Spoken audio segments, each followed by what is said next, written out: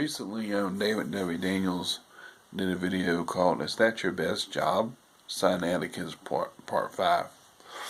Well, anyway, I was looking through this big old Bible that I have, the Revised Version, along with the Authorized Version and the Revised Version, and I noticed some things earlier on, after I got it, but I just never really got around to making a video.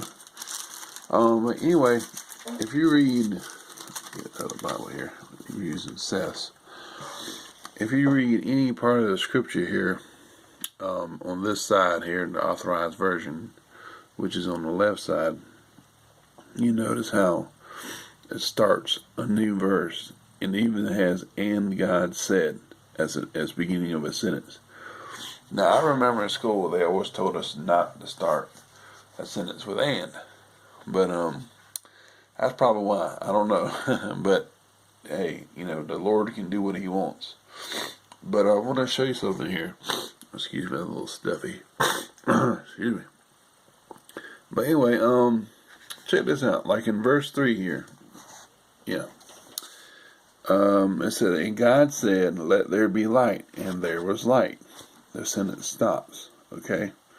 And that sentence, verse 4 says, "And God saw the light, that it was good, and God divided the light from the darkness." Now, if you go to verse 3 here, it says everything, and it continues to part of the verse 4.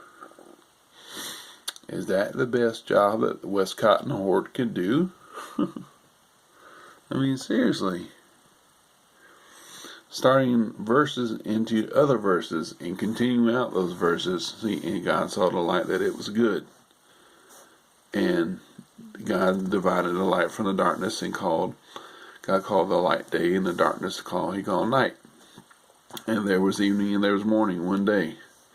And then it gets back on track. But look here in verse 7. Okay, it stops right there. Well, that's fine and good. But see, the thing about it is, verse 7 says this, "And God made the firmament." What does verse 7 here say? "From the waters." And then it says, "And God made the firmament." You see how nice and straight these verses are, but you see how terrible these verses are. It's like they're telling on themselves. And again, this is a Revised Version of 1885, comparing to the Authorized Version of 1611. So they kind of like tell themselves, don't they? Yeah, we goofed up. We were pretty messy how we wrote the Revised Version. Yeah, we sure were. But at least we got it out, and you're reading it. Ha ha ha! Look at verse 17.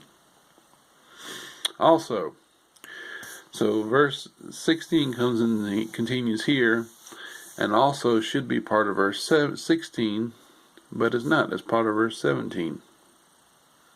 17 should say, "And God set them in the firmament of the heaven." See, to give light upon the earth. Well, let's just check it to make sure. I could be saying it wrong. Let's check Seth's Bible here. It's Thompson Chain Reference Bible. And let's see here.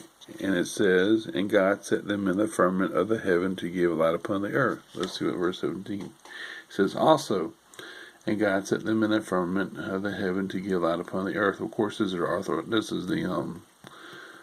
the Revised Version. "And to rule over the day and over the night, and to divide the light from the darkness. And God saw that it was good." See, in verse 17, you don't have all that there, of course. So they blended 17 and 18 together. But let's see what 17 says here. "And God set them in the firmament of the heaven," this Authorized Version, "to give them light upon the earth." Verse 17, which corresponds with this verse 17 in Authorized Version, Thompson. And this corresponds, being it's the Authorized Version as well. So, wow. This is, even just this little bit of information, it's confusing.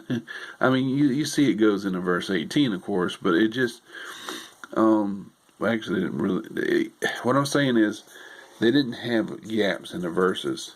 as they do, with Authorized Version. They didn't have gaps here in the verses. And even at that, the changing that they did was just ridiculous. Now, notice here, in the very beginning of the verse here, in the beginning God created the heaven and the earth. That's the same as saying here in the Authorized Version, in the beginning God created the heaven and the earth. Now you notice in other Bible versions that changes. God created the heavens and the earth. Yeah. So here it gets hung up on verse 2. Earth is hung up on verse 2. But here it starts at brand new, and the earth was without form and void. But in this one, it carries it into verse 2, earth in verse 2. Now, is that the best job they could have done back then? I doubt it very seriously. But anyway, just wanted to show you that, because I thought it was pretty comparative as to what David did on the Sinaiticus. And, wow, you can see it all throughout the Bible here. You can see how the Authorized Version is in nice verses with the numbers beside them. And then you can see, some of them in the Revised Version, they do a better job. But when it comes down to it, like here, verses 11 and 12, they blend those together. And here, they don't do that. They have, and the Lord spake unto Moses, saying. Now, in verse 11, and the Lord spake unto Moses, saying. They blend the verses together here. As to here, they didn't do that. They had it right there. You know what I mean? You see what I'm saying? It's easier to read here. A little bit harder to read here. You don't know which one's verse 11, which one's verse 12, unless you read the Authorized Version. Which, again, saying that every version of the Bible, so-called version of the Bible, on translation, interpretation, all of these here are just knockoffs of what this is, of what this side is, of what the Authorized Version is. They're just knockoffs of that. If they wanted to be really original, they could have made their own Bible without going with the flow. But they wanted something easier and simple that you can read, they wanted you to transfer from the King James Version, the Authorized Version, to the Revised Version. So they made it really simple and say, hey, we're going to make it just like the King James Version. That way you can just, transport what you know from that to this. Well, as we know, these aren't selling anymore, so what does that tell you? They got replacements. So here's the ASV, the Americanized version of this, of the Revised Version. Let's just see how that works out. I doubt very seriously it ends up like this, but you will never know. Let's just check it out.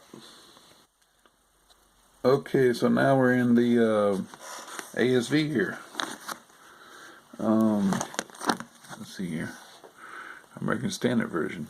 I don't know if that's 1956 or what. Could be. Looks like it might be. Originally came out in 1901. Let's see here. The one from 1881 to 85, the American one. American version. Let's see here, 1901, 1929. Yeah, that's the 1929 one, not 1956. Northern Massachusetts. Okay, so let's see what we got here. Let's compare. Wow. See, we got two columns here, right? And where are the verses? They're intertwined in the columns. Look at that. 32. And to devise skill for work, to work in gold and silver and brass. Verse 33. So, what you call that word? Superscript, I guess. They're justified to the left. They didn't justify the scriptures to the left. They just blended them all together here. They just blended all the verses, all the verse numbers all in here. And they put it all in the body of the text and things like that. So even it wrought 5. And they spake unto Moses, saying, the people bring much more than enough for the service of the work Jehovah commanded to make. You notice how that kind of runs together there? I didn't notice that until now. Period. 6. And Moses, instead of just kind of like breaking the verses up and putting 6 over here to the left, they just kind of blended all into the scripture, onto the text. I'm not really calling it scripture. There's nothing holy about this. There's nothing holy about those. Because they're knockoffs of this. This is Authorized Version, and this is Authorized Version, and this is the Authorized Version. 1611 and 1769, that was the last time they did a modernization of the words and stuff like that. I mean, you look at these Bibles, you crack them open, look at them. The scripture is lined up perfectly by verse numbers. Anywhere you go in a Bible, it's lined up nicely. You know, you don't have to worry about having numbers in the scriptures, right? You can just look at the number. It's justified to the left here with an indentation.